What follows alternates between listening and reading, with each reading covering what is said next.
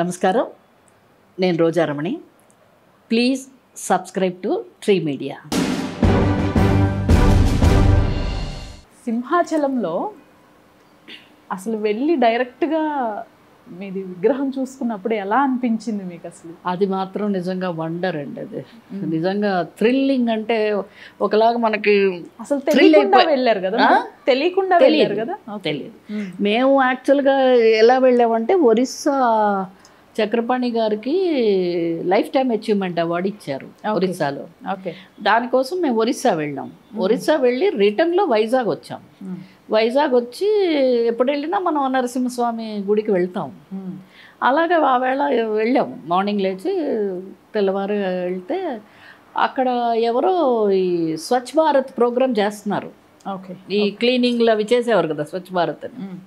ఒక ఆయన ఎవరో పరిగెత్తుకుంటూ, పెద్ద ఆయన ఒక 40 years ఉంటాయి, పరిగెత్తుకుంటూ తెల్లగా హైట్గా వచ్చి అయ్యో మీరు వచ్చారా ఇక్కడికి, మీరు ఇక్కడే ఉండండి అని మళ్ళీ పరిగెత్తేసాడు ఆయన. కామన్గా మన ఆర్టిస్టులు అంటే అలాగే చూస్తారు కదా అని నేను ఏదో నవ్వుకుని వెళ్ళిపోతున్నా. ఆయన వెళ్ళేటప్పుడు ఒక మాట అన్నాడు, ఏమండి మేడం మిమ్మల్ని మీరు చూసుకోండి, గుడిలో మిమ్మల్ని మీరు చూసుకుందరు కానీ అంటున్నాడు. ఈ నన్ను నేను గుడిలో చూడడం అంటే నాకు అర్థం కావట్లేదు ఆయన చెప్పింది. ఆయన అలా చెప్పేసి వెళ్ళిపోయాడు. వెళ్ళిపోయి 10 నిమిషాల తర్వాత ఒక 15-20 మంది వచ్చారు. వచ్చి మిమ్మల్ని అసలు ఈ విగ్రహం ప్రతిష్ఠ రోజున పిలుద్దాం అనుకున్నాము, మీ నెంబరు అవి మాకు సరిగ్గా అప్పుడు దొరకలేదు, పాపం దాని పర్మిషన్స్ కోసం చాలా ప్రాబ్లం ఫేస్ చేసి పెట్టాము, మీరు రండి అని గుడిలో దర్శనం అయిన వెంటనే ఆయన పట్టుకుని వచ్చాడు. అసలు అక్కడ ప్రహ్లాదుడు విగ్రహం ఉంది. ఏ గుడిలోని ఎక్కడా పెట్టలేదు ఇంతవరకు. అసలు నరసింహస్వామి అవతారం అన్నది ప్రహ్లాదుడు గురించి ఉద్భవించినటువంటి ఒక దేవుడు అది. ఓకే, కానీ ఎవరు ప్రహ్లాదుడి విగ్రహం ఎక్కడ పెట్టలేదు. ఈ ఒక్క చోటే పాపం ఆయన పోరాడి, ఆయన ప్రహ్లాదుడు భక్తుడట, నరసింహస్వామి భక్తుడు కాదైనా. ఓకే, ప్రహ్లాదుడికి భక్తుడు. ఆయన పాపం ఎంతో పోరాడి ఎన్నో పర్మిషన్స్ తీసుకుని డబ్బులన్నీ వాళ్ళు పూల్ చేసుకుని అవన్నీ చేసుకుని ఆ విగ్రహం పెట్టాడంట ఆయన. అది నన్ను పిలవాలనుకున్నాడు కానీ నాకు పెద్దగా తెలియలేదండి, మీ ఇంటికి రావాలి, నాకు అంత హడావిళ్ళు అవ్వలేదు, మీరే వచ్చారు ఇక్కడికి, అందుకే మిమ్మల్ని మీరు చూసుకోండి అన్నాడు ఆయన. చాలా థ్రిల్లింగ్ అనిపించింది. భక్త ప్రహ్లాద మీద ఆయన ఒక బుక్ కూడా రాశారు. ఓకే, అందులో నా ఫోటో ప్రింట్ చేశాడు ఆయన.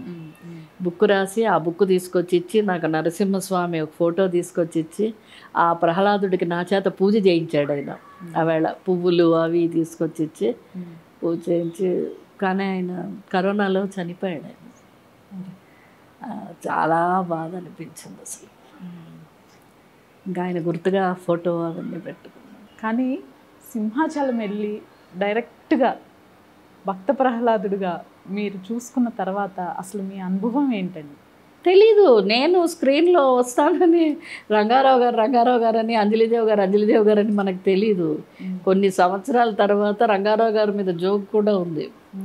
అదే రంగారావు గారు చిన్నారి పాపల్లో తోటమాలి ఆయన. అవును, ఆయనకి జుట్టు విగ్గు పెట్టలే, బట్టతల, చిరిగిపోయిన పంచి, చిరిగిపోయిన షర్టు వేసుకుంటాడు ఆయన. నన్ను కొట్టినప్పుడు అది జాలిపడి ఆయన నన్ను ఎత్తుకుని పాట పాడతాడు ఆయన. ఓకే, ఇదే రంగారావు గారు ప్రహ్లాదులో మహారాజు, అన్ని పెట్టేసుకుని, కిరీటాలు, నగలు, పట్టు పంచలు అన్నీ కట్టుకుని.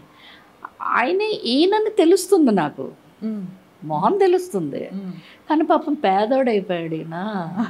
మహారాజులో ఉండేవాడు, నగలు పట్టుబట్టలు అన్నీ పోయినాయి. అయ్యో ఇంత పేదవాడైపోయాడు, చిరిగిపోయిన బట్టలు వేసేసుకుంటున్నాడు ఈయన, జుట్టు లేదు ఏం లేదు అన్నీ పోయినాయి పాపం ఈయన. కానీ కొన్నాళ్ళు అనుకున్నాను అలాగా, కానీ ఎవరికి చెప్పలేదు.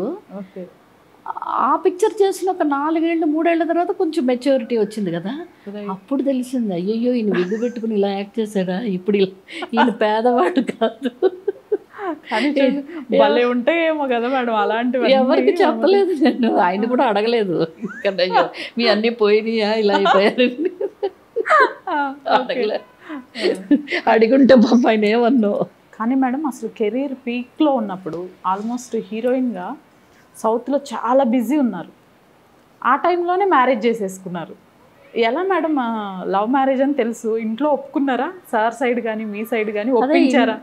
లేదు, ఇంట్లో ఒప్పుకోకపోతే మనకి చేజింగ్లు, మన సమరసింహారెడ్డి ఇవన్నీ అలా ఉంటాయి కదా, అవేమి జరగలేదు. ఓకే, కూల్గా ఒప్పేసుకున్నారు సార్ సైడ్ మీ సైడ్ అటు ఇటు. ఓకే, పేరెంట్స్ ఏం అబ్జెక్ట్ చెప్పలేదు. అబ్జెక్ట్ చెప్పుంటే చాలా థ్రిల్లింగ్గా ఉండును. జనరల్గా సార్ ఒరియాకి సంబంధించి కాదు, హీరో డైరెక్టర్. ఆయన తెలుగైనా. అవునా? ఆయన వైజాగ్ తెలుగైనే, కాకపోతే ఒరిస్సా సైడ్ వాళ్ళ ఫాదర్ వర్క్ చేసేవారు, అందుకని అక్కడ స్టడీసు అక్కడ. ఈయనకి ఒరియా వచ్చని ఒరియా హీరోగా మన తెలుగు వాళ్ళు తీసిన సినిమాలో ఇంట్రడ్యూస్ చేశారు. ఆ సినిమాలో నేను ఫస్ట్ హీరోయిన్ చేశాను. అలా మీ ఇద్దరు కంటిన్యూస్ గా ఒక 5-6 చేశారు? 5 ఫిలిమ్స్ చేశాను. ఓకే, మొత్తం నేను 8 ఫిలిమ్స్ చేశాను ఒరియాలో. 5 ఫిలిమ్స్ ఈయనతో చేశాను, 3 ఫిలిమ్స్ బయట చేశారు. మా ఫస్ట్ పిక్చర్ సీనే పెళ్లి చూపులు. నా కళ్ళు ఉండవు. ఓకే, పాత ఆడపడుచు పిక్చర్, ఎన్టీ రామారావు చంద్రకళ చేసిన పిక్చర్. ఓకే, తర్వాత 5 ఫిలిమ్స్ చేశాను. తర్వాత మ్యారేజ్ తర్వాత నేను యాక్టింగ్ మానేశాను. ఎవరు మేడం ఫస్ట్ సార్ ప్రపోజ్ చేశారా? అది సస్పెన్స్. అట్లీస్ట్ ఇప్పుడైనా రివీల్ చేయండి మేడం, స్పెషల్గా ఉంటుంది మాకు. అలాగేం లేదు, ఇద్దరు అండర్స్టాండింగ్, ఇద్దరం చెప్పాము. ఆయన వాళ్ళ ఇంట్లో చెప్పారు, నేను మా ఇంట్లో చెప్పాను. ఓకే, కూల్గా ఓకే అయిపోయింది, ఎంగేజ్మెంట్ అయిపోయింది. ఒక 6 months తర్వాత మ్యారేజ్ అయిపోయింది, ఎవ్రీథింగ్ ఓకే. అసలు మధ్యలో బ్రేక్ ఎందుకు తీసుకున్నారు? మ్యారేజ్ అయిన తర్వాత బ్రేక్ ఎందుకు తీసుకున్నారు? కొంత బ్రేక్ కాదు, ఫుల్ బ్రేక్. అవును అవును, నేనే తీసుకున్నా డెసిషన్. నాకెవరని చెప్తా, నేనేంటి యాక్టింగ్ మానేయమంటే మానేస్తానా? అది అప్పటి వరకు అంత ప్యాషనేట్ తో చేశారుగా, చైల్డ్ ఆర్టిస్ట్ గా చేశాను, హీరోయిన్ గా చేశాను, అన్ని చేశాను. ఇంకా చేస్తే ఇంకా వెరైటీ క్యారెక్టర్లు ఏమైనా చేసుకోవాలి, ఇంకా 2-3 అంతే. ఓకే, ఇంకా సరే బాబు పుట్టాక చూద్దాంలే అనుకున్నాం. బాబు పుట్టిన తర్వాత బాగుంది, హ్యాపీగా జాలీగా ఉంది. ఇంకా అలా అలా ఇంకా మానేస్తాను అనమాట. నా డిసిషన్ ఎవ్వరూ చెప్పలేదు. ఎప్పుడు అనిపించలేదా అసలు కంటిన్యూ అయితే పోయేది మనము యాక్టింగ్ ఫీల్డ్లో, బ్రేక్ తీసుకోకుండా? అలా అంటే ఎందుకంటే డబ్బింగ్ స్టార్ట్ చేస్తాను కదా. అవును, అంటే నాకేంటంటే స్క్రీన్ మీద మనం కాకుండా మనం చెప్పే హీరోయిన్స్ అందరిలోనే నన్ను చూసుకుని నేను 600 మూవీస్ డబ్బింగ్ చెప్పాను, 600 ఫిల్మ్. నాకు టైం ఉండేది కాదు అసలు. నేను మార్నింగ్ పిల్లలు స్కూల్కి పంపించేసి డబ్బింగ్కి 10 గంటలకు వెళ్తే ఈవినింగ్ 5 వరకు 6 వరకు నాకు డబ్బింగ్. 6 o'clock వస్తే మళ్ళీ పిల్లలు స్కూల్ నుంచి వచ్చేసేవారు. నాకు ఇంకా టోటల్లీ బిజీ. నాకు ఆ మైండ్ ఇంకో సైడ్ వెళ్ళలేదు అసలు. మళ్ళీ రీఎంట్రీ ఇద్దాం, రీఎంట్రీ అయితే లేదు. ఓకే, అసలు ఆలోచనే రాలేదు కానీ మేడం ఎవరు మీ దగ్గరికి రాలేదా ఆఫర్స్ తో? మేడం ఒకసారి రీఎంట్రీ చాలా మంది అడిగారు. బాబు పుట్టే కూడా నాకు ఫిలిమ్స్ వచ్చినాయి. ఓకే ఓకే, ఏవి మేడం ఏవి రిజెక్ట్ చేశారు? మంచి మూవీస్ అలాగా గుర్తులేదు, అప్పటి పిక్చర్స్ కదా అవన్నీ. ఏవో వచ్చేవి, లేదండి చేయట్లేదు, ఇంకా దాని గురించి విని ఏమీ లేదు, చేయట్లేదు, చూద్దాం తర్వాత చేస్తే తప్పకుండా చేద్దాం, అలా అలా అలా అయిపోయింది. కానీ మన తెలుగులో మేడం, మన తెలుగు ఇండస్ట్రీలో మీకు అసలు ప్రపోజల్స్ ఎవరు ఆర్టిస్ట్ సైడ్ నుంచి కానివ్వండి, నాన్ ఇండస్ట్రీ సైడ్ నుంచి కానీ ఏవి రాలేదా? ప్రపోజల్సా? రాలేదు. నాన్నగారు ఒక ప్రపోజల్ తెచ్చారు అప్పుడెప్పుడు. ఓకే, ఆయన ఫ్రెండ్ సన్నదని. ఓహో, అప్పుడు బిఫోర్ మ్యారేజ్. అప్పుడు నేను అప్పుడు చెప్పాను, అంటే ఈ చెంబర్తి అవన్నీ చేశాను కదా, నాన్నగారు చాలా సినిమాలు వస్తున్నాయి, ఇప్పుడు ఏమి లేదు, ప్లీజ్ ఇప్పుడు కాదు, చూద్దాం అని అప్పుడు ఒక్కసారి చెప్పాను. నాకు ప్రపోజల్స్ ఎవరు పెద్ద, ఎందుకంటే నేను యాక్ట్ చేసిన హీరోలందరూ నాకంటే చాలా పెద్దవాళ్ళు. అప్పుడు యంగ్స్టర్స్ చాలా తక్కువ, ఎవరు లేరు, అందరూ పెద్ద పెద్ద వాళ్ళే హీరోలందరూ. ఏం రాలేదు, అంటే వచ్చేవేమో అప్పుడేగా 21 కంప్లీట్ అయ్యి 22 వచ్చినాయి నాకు పెళ్ళికి.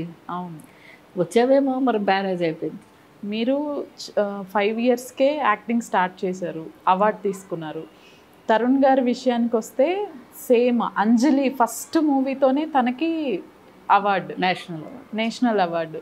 అసలు రెండు ఎప్పుడైనా సింక్ చేసుకున్నారా? అనుకుంటా చాలా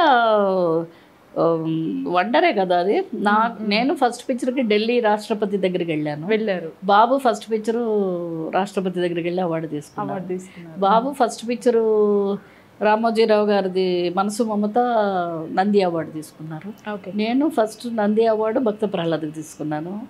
నేను 5 కంప్లీట్ అయ్యి 6 వస్తున్నప్పుడు నా కెరీర్ స్టార్ట్ అయింది. బాబుకి 6 కంప్లీట్ అయ్యి 7 వచ్చినప్పుడు బాబు కెరీర్ స్టార్ట్ అయింది. ఏదైనా ప్లాన్ చేశారా మేడం? అలానే వచ్చేసింది? ప్లానే లేదు అసలు. మీ ప్లాన్ ఏంటి అసలు? వీళ్ళ కెరీర్ ఎలా వెళ్ళాలి అనుకున్నారు మీరు? నేను ఎప్పుడు ఏమీ అనుకోలేదు. స్కూల్కి వెళ్ళి బాబుది కానీ బాబుది కానీ బాగా చదువుకోవాలి. ఓకే, ఒకళ్ళు యుఎస్ వెళ్ళాలి, ఒకళ్ళు లండన్ వెళ్ళాలి. అదే అంటే ఏం చదువుతారో కూడా మనకు తెలియదు. పంపించేయాలి. ఒకళ్ళు యుఎస్లో చదవాలి, ఒకళ్ళు లండన్లో చదవాలి. ఓకే. సో బాబుని అందుకనే నేను కోచింగ్ చేసి ఎంబీఏ లండన్ పంపించాలని.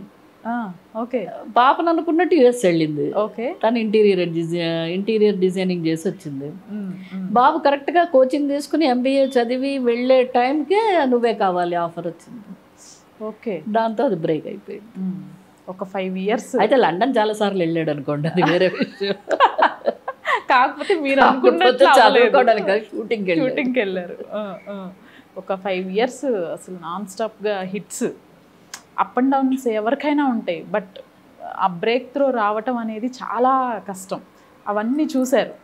ఒక బ్రేక్ వచ్చినప్పుడు మీరు ఎలా మేడం, మీరు ఎలా సపోర్ట్ చేశారు? నేను ఎప్పుడు ఇప్పుడు నేను యాక్టింగ్ మానేశాను పెళ్లి తర్వాత. ఏ రోజు నేను అయ్యో యాక్టింగ్ మానేశాను, అనవసరంగా డెసిషన్ తీసుకున్నాను, ఇలా ఉండేది కాదు నాకు. అంటే నా మెంటాలిటీ అది. అలాగే గ్యాప్ వస్తే ఓన్లీ గ్యాప్ వచ్చింది, హ్యాపీగా పిక్చర్స్ చూసుకుంటాం, గేమ్స్ ఆడుకుంటాం, చక్కగా అవుట్ ఆఫ్ స్టేషన్స్ వెళ్తాం, ఇలాగే. కానీ కాకపోతే కెరీర్ అన్నది ఏంటంటే తనకి గ్యాప్ వచ్చింది, కొంచెం ఉంటుంది మనసులో, అలా లేదు అని మనం ఇదిగా చెప్పలేము. బట్ ఏంటంటే ఏదో ఒకటి చేయకుండా ఒక మంచి రీఎంట్రీ లాగా తను ప్లాన్ చేసుకుంటారు. ఓకే, త్వరలోనే అవుతుంది. సో త్వరలోనే తరుణ్ గారు తప్పకుండా ఆర్టిస్టులకి అది కామనే. కొంచెం బిగ్ బ్రేక్ వచ్చింది. ఈ టైంలో మీరు ఏమైనా సజెషన్స్ ఇవ్వటం కానివ్వండి, ఈ మధ్యలో కొన్ని బిజినెస్ స్టార్ట్ చేసి, అది మనకి వేరే ఫ్యామిలీ బిజినెస్ రియల్ ఎస్టేట్ ఇది ఉంది, మనకి అది కంటిన్యూ అవుతుంది. సజెషన్స్ అంటూ ఏం ఉండవండి.